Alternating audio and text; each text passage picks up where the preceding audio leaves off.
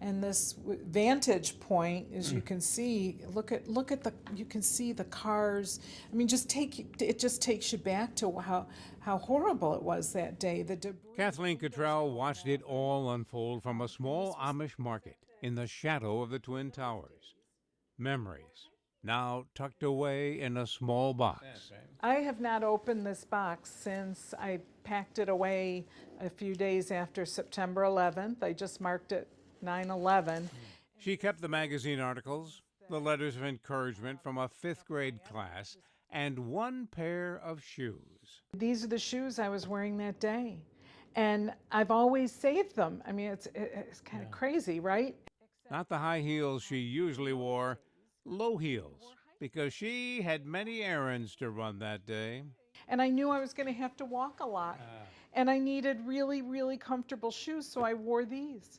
And so, thank God I wore these shoes, Don, because I feel like they saved me. They really were a really important part of the whole experience, you know? A terrifying experience that comes to mind Pretty often, yeah. I think there isn't a week that goes by that it doesn't flash through my memory. There's always something that, and I think especially now with troops pulling out of Afghanistan. Kathleen credits her friend and co-worker Peg Bowers with saving her life that day. They came out of the market just as the second plane was about to hit. It came right over our heads. We heard it before we saw it, and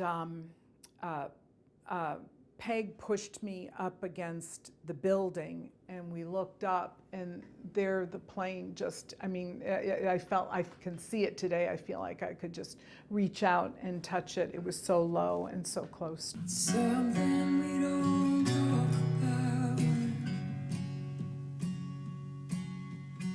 Fear of not knowing when the Lord eternally does. I was there the day planes fell from the sky. Something we don't talk about much.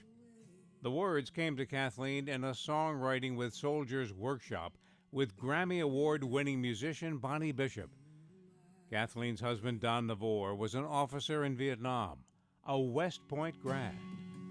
You were the one who began the war.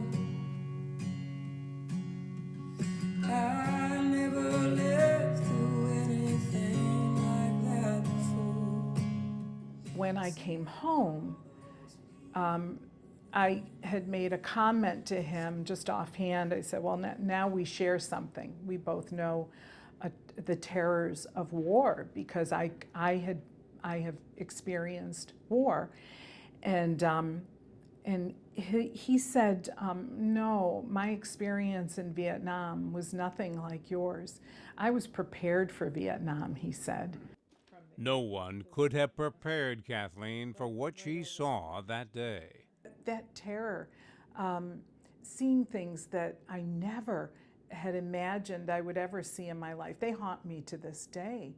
A cab driver slumped over his burned out, I mean, the cab is burned to chars, as is he, slumped over the steering wheel of his cab.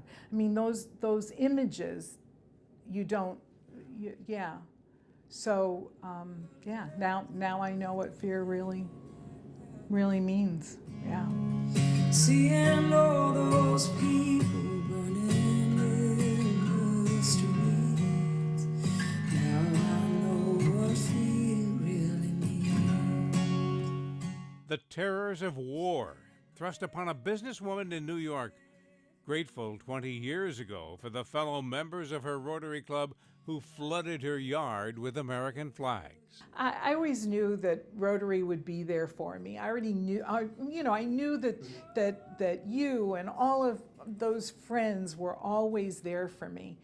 But is it ever really put to a test?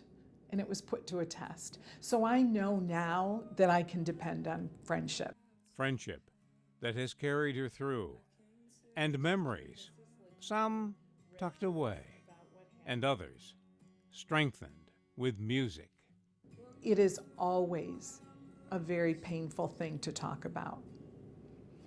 And so the lead up to this is just like when I wrote my song, it's a forcing me to process it. And right now I'm just glad I've made it through 20 years post 9/11. And it's something we don't talk